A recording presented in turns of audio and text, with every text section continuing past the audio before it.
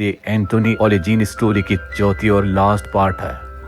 साइकर taxon Anthony के हत्यारों में से एक और ये भी म्यूजिक किलर के साथियों में से एक है। साइकर टेक्सन पॉप सिंगर और डांसर। साइकर टेक्सन के लिए जबरदस्त इम्तिहान की घड़ी थी क्योंकि उसने 36 घंटे का प्रोग्राम करने का वादा किया था अपने ऑडियंस से। ये साइकर टेक्सन के लिए जबरदस्त इम्तिहान की घड़ी थी क्योंकि उसने पूरी जिंदगी लगा दी थी इस तरह का शो करने के लिए। 36 घंटे डांसिंग और सिंगिंग करना बहुत ही कठिन होता है, पर साइकर टेक्सन पूरी तरह से अपनी जी जान लगाकर ये काम कर रहा था। इसी के साथ दर्शकों में जबरदस्त फरमाइश को संगीत की भी आ गई। अपने फैन की फरमाइश को कैसे नाकार सकता था साइकर टेक्सन, तो उसने क्रो संगीत को बजाना शुरू कर दिया। पर शायद वो ये भूल गया था कि क्रो संगीत एक मौत का संगीत है। क्रो संगीत के बजते ही कहीं दूर हजारों वाट के इस शोर में व हंगामे में भले ही दबी हुई थी कौवे की आवाज और जगमगाता लहराता एंथोनी का शरीर बढ़ चला साइकर टेक्सन के शो की तरफ। और एंथोनी के वहां पहुंचते ही साइकर टेक्सन को देखकर उसका चेहरा खौफनाक होता चला गया और वो उसको मारने की तैयारी करने लगा। पर साइकर टेक्सन अपने शो में बहुत ज्यादा बिजी था, उसको पता ही नहीं था कि एंथोनी ने कुछ वायर को सीधे लाइट के पोर्ट में डाल दिया है, जिससे साइकर टेक्सन को बहुत ही जबरदस्त करंट लगता है और वहाँ पब्लिक समझती है कि ये भी एक शो का हिस्सा है और जोर जोर से उसका उत्साह बढ़ाने लगती है। पर साइकर टेक्सन वही स्टेज पर ढेर हो जाता है, उसके चारों तरफ वही कौवे की आकृति बन जाती है। तब लोग समझ जाते हैं कि साइकर टेक्सन मर चुका है और हंगामा मच जाता है वहीं पर। और तुरंत ही एंथोनी वहाँ से साइकर टेक्सन को मौत की सजा देकर निकल लेता है। आज एंथोनी की 8वीं सालगिरह और मारिया का बर्थडे दोनों एक साथ है, तो उसकी तैयारी करने के लिए एंथोनी पहुंच जाता है एक ज्वेलरी शॉप से नेकलेस लेने। एंथोनी ने मरने से पहले इस नेकलेस का ऑर्डर दिया हुआ था और कुछ रकम एडवांस में जमा की थी। काउंटर पे मौजूद लेडीज उससे उसका नाम पूछती है। एंथोनी के नाम बताने पर वो नेकलेस लाकर एंथोनी को थमा देती है। एंथोनी नेकलेस लेकर वहाँ से निकलने लगता है तो वो लेडीज कहती है इस नेकलेस का 1.5 लाख रुपए भी बाकी है। पर एंथोनी उसकी नहीं सुनता और बाहर जाने लगता है। तभी गार्ड उसका हाथ पकड़ता है और उसका हाथ अंगारे की तरह जलने लगता है, तो गार्ड डरकर उसके हाथ को छोड़ देता है। एंथोनी फौरन बाहर आता है और वहाँ से हवा में उड़ता हुआ गायब हो जाता है। बाकी सब बाहर खड़े देखते रह जाते हैं और वो लोग इस घटना की जानकारी पुलिस को भी देते हैं। इसके बाद एंथोनी मारिया के लिए केक लेने के लिए एक बेकरी शॉप पर जाता है और उनसे अच्छा सा केक मांगता है और उस केक के पैसे दिए बिना ही वहाँ से निकल लेता है। बेकरी वाला केक के पैसे मांगने एंथोनी से बहुत तेजी के साथ बाहर आता है, पर एंथोनी तब तक वहाँ से गायब हो जाता है। एक के बाद एक हुई वारदातों की घटना इंस्पेक्टर इतिहास को लग चुकी थी। उसे पता चल गया था कि साइकर टेक्सन की हत्या हो गई और पास की ही ज्वेलरी शॉप में एक व्यक्ति आया कौवे के साथ और उस नेकलेस लेकर भाग गया। और थोड़ी दूरी पर एक बेकरी वाले से बिना पैसे दिए केक लेकर भी एक व्यक्ति भाग गया है। सारी घटनाओं की जांच करते हुए इंस्पेक्टर इतिहास कब्रिस्तान पहुंचता है। वहाँ पर देखता है कि एंथोनी की कब्र फटी हुई है, पर वो चौंक गया था कि एंथोनी की कब्र रात में फटी हुई पर दिन में तो नॉर्मल रहती है, ऐसा कैसे हो सकता है। इंस्पेक्टर इतिहास सारी बातें अपने दिमाग में सूझ रहा होता कि एंथोनी की हत्या हुई, इसमें कोई शक नहीं और हत्या करने वाले भी यही लोग हैं जिनको एंथोनी बारी बारी जब मार रहा है। पर मुझे अभी तक कोई पक्का सबूत नहीं मिला, वरना मैं अब तक के म्यूजिक किलर को गिरफ्तार कर लेता, पर ना ही जूली को होश आया है कि वो बयान दे सके। इंस्पेक्टर इतिहास को यकीन हो चुका था कि म्यूजिक किलर और उसके साथियों ने एंथोनी को मारा है, पर इसका कोई सबूत नहीं मिला अभी तक। इंस्पेक्टर को पता था कि नेकलेस कहाँ मिलेगा, इसलिए वो अब उस जगह पर जाने के लिए निकल चुका था। जबकि दूसरी तरफ मारिया फुटपाथ पर अकेली लेटी थी अपने गुड्डे के साथ, क्योंकि उसका कोई साथी नहीं रह गया था। उसे इस हाल में देखकर छलनी हो गया एंथोनी का शरीर। एंथोनी की जगह कोई भी इंसान होता उसको भी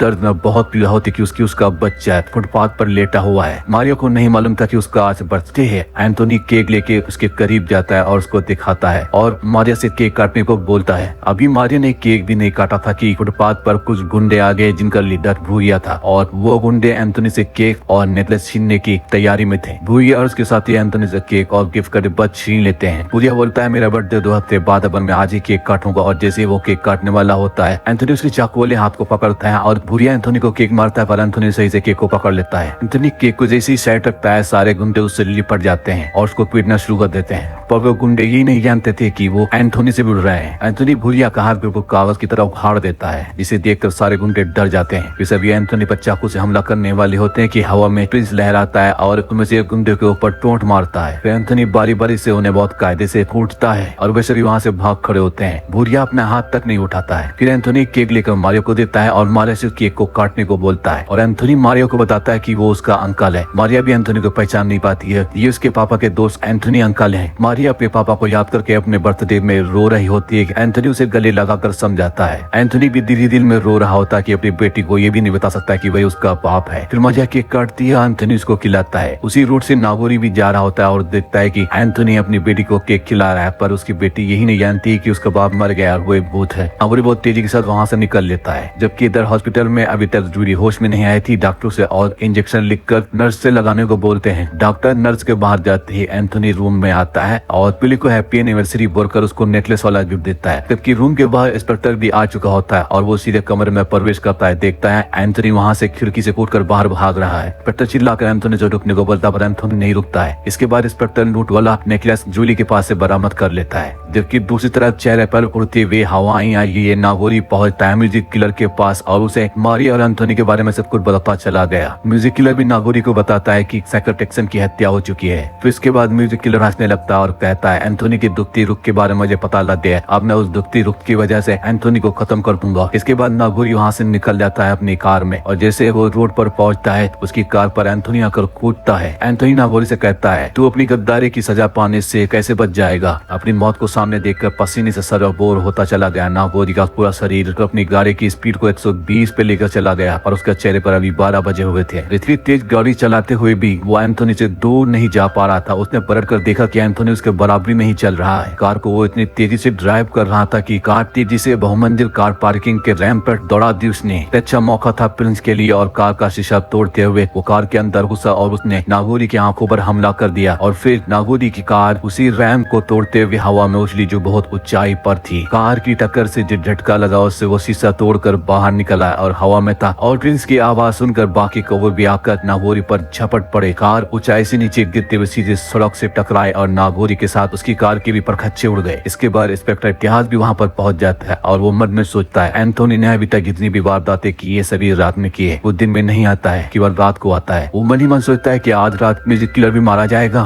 फिर इंस्पेक्टर इतिहास अपनी जीप से म्यूजिक किलर के बंगले की तरफ निकल पड़ता है। इधर म्यूजिक किलर अपने साथी भूखा से मारिया का अपहरण करने को बोलता है और कहता है, हर हाल में उसे लेकर आओ, चाहे कितने भी गुंडे ले जाना पड़े। एंथोनी को पकड़ने का प्लान बना चुका होता है, पर को क्या मालूम था कि एंथोनी वहाँ पहले ही पहुंच चुका है। एंथोनी वहाँ पर रखी शराब की बोतल उठाकर सीधे म्यूजिक किलर के मुंह में घुसेड़ देता है, कहता है, ले और पी, आखिरी बार जी भर कर पी ले। फिर म्यूजिक किलर पूरी ताकत के साथ एंथोनी को एक तरफ ढकेलता है और खुद टॉयलेट में घुस जाता है। टॉयलेट की खिड़की से प्रिंस आता है और दरवाजे से एंथोनी अंदर आ जाता है। जब मौत सामने होती है तो आदमी कुछ भी उठाकर फेंकने लगता है। इसी तरह म्यूजिक किलर ने भी पानी का फव्वारा उठाया और एंथोनी की तरफ घुमा दिया। फिर तुरंत म्यूजिक किलर ने एंथोनी को एक लात मारी, जिससे एंथोनी जमीन पर गिरा और बहुत ज्यादा डरने लगा, पागलों की तरह चिल्लाने लगा और वहाँ से बहुत तेजी के साथ भाग लिया। ये देखकर म्यूजिक किलर तुरंत समझ गया था कि एंथोनी की पानी में डूबकर मौत हुई थी। इसका मतलब एंथोनी अभी भी पानी से डरता है, पानी ही एंथोनी की कमजोरी है। इधर एंथोनी बाहर दरवाजे पर पहुंचता है कि उसके सामने इंस्पेक्टर इतिहास आता है। इंस्पेक्टर इतिहास एंथोनी को रुकने को बोलता है, पर सुबह होने वाली थी इसलिए एंथोनी रुक नहीं सकता था। इंस्पेक्टर इतिहास को प्रिंस टोंट मारता है, जिसकी वजह से एंथोनी को भागने को मौका मिल जाता है और वो वहाँ से भाग लेता है। इंस्पेक्टर इतिहास म्यूजिक किलर को धमकी देता है, जैसे जूली होश में आएगी वो बयान देगी, वो तुरंत म्यूजिक किलर को गिरफ्तार कर लेगा। फिर स्टोरी में अगली रात में दिखाया जाता है जहाँ पर म्यूजिक किलर ने पूरी तैयारी कर लेते और वहाँ मौजूद लड़कियों से क्रो संगीत बजाने को कहता है और खुद दोनों नाचना शुरू कर देते हैं। थोड़ी देर में एंथोनी और प्रिंस वहाँ पर आ जाते हैं। म्यूजिक किलर एंथोनी को इशारा करके दिखाता है कि देख, तेरी मारिया को मैंने उस चैम्बर में कैद कर रखा है। मारिया को चैम्बर में देखकर एंथोनी उसे बचाने के लिए तुरंत उस चैम्बर में जाता है। इतनी देर में उस चैम्बर का ढक्कन बंद हो जाता है। फिर म्यूजिक किलर बोलता है, हॉस्पिटल में तुम्हारी बीबी जिंदगी और मौत से जूझ रही है और यहाँ पर तुम लोग जूझोगे। तुम सबका किस्सा एक साथ ही खत्म करो। इन म्यूजिक किलर बोखा को बुलाता है, जिसने मारिया को किडनैप किया था, और उसे एक शानदार दावत देता है और वो सेलिब्रेट कर चैन से खाना खाने लगते हैं। म्यूजिक किलर ने तुरंत दीवार पर लगाए लीवर को तेजी के साथ खींचा और उस चैम्बर के अंदर पानी भरने लगता है, जिसमें मारिया और एंथोनी थे। जैसे ही चैम्बर में पानी भरना शुरू होता है, तुरंत एंथोनी की ताकतें काम करना बंद कर देते हैं। एंथोनी को हाइड्रोफोबिया था, जिससे पानी को देखकर वो बहुत डर जाता था और मारिया भी अंदर चिल्ला रही थी, बचाइए एंथोनी अंकल बचाइए। एंथोनी भी चिल्ला रहा था। म्यूजिक किलर और बाकी गुंडे दावत का मजा ले रहे थे, पर मारने वाले से बचाने वाला ज्यादा बड़ा होता है। इसी के साथ चैम्बर पर आकर कुछ गोलियां टकराती हैं और चैम्बर टूट जाता है और वहाँ पर मौजूद होता है इंस्पेक्टर इतिहास। इंस्पेक्टर इतिहास को वहाँ पर देखकर सभी गुंडे खड़े आते हैं। इंस्पेक्टर इतिहास कहता है, अगर कोई हिला तो सबको भून दूंगा। पर वहाँ पर रुकने वाला कौन था? वो सभी अपनी गन उठाकर इंस्पेक्टर इतिहास के ऊपर पूरी चलाने लगते हैं, जिससे इंस्पेक्टर इतिहास बचता हुआ एक साइड में बैठ जाता है। इंस्पेक्टर इतिहास की गोलियां अब खत्म हो चुकी थी। जो किलर इंस्पेक्टर इतिहास को भी अब जान से मारने वाला था कि तभी एंथोनी की आवाज आती है, पहले मुझसे तो निपट लो। एंथोनी के ऊपर सैकड़ों गोलियां एक साथ चल जाती है, पर एंथोनी को एक भी गोली नहीं लगती है। एंथोनी हवा में उछलता है, उन सारे गुंडों को बारी बारी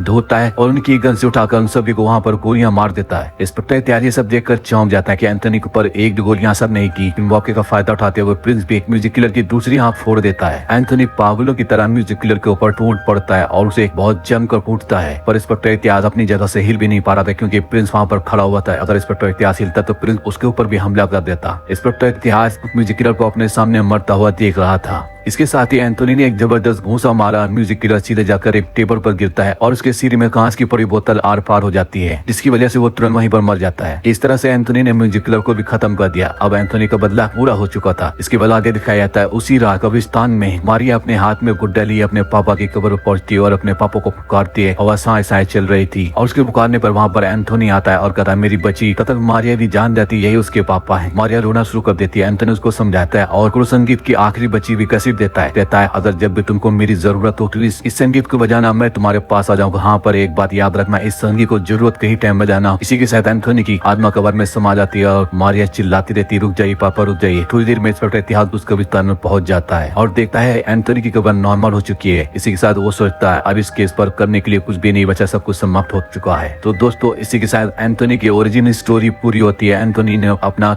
बदला भी ले लिया, अपने सारे गुनहगारों को मौत की सजा दे दी। अगर आप लोग एंथोनी के आगे की स्टोरी भी चाहते हैं कमेंट में बताइए आपको स्टोरी का कौन सा पार्ट सबसे ज्यादा इमोशनल लगा। मैं आगे भी एंथोनी और इसके अलावा और भी बहुत सारे इंडियन सुपर हीरोज की स्टोरी लाता रहूंगा, तो मेरे चैनल को जरूर सब्सक्राइब कीजिएगा, वीडियो को लाइक कीजिए और अपने व्हाट्सएप ग्रुप में इसको शेयर कीजिए। तो मिलते हैं नेक्स्ट वीडियो में।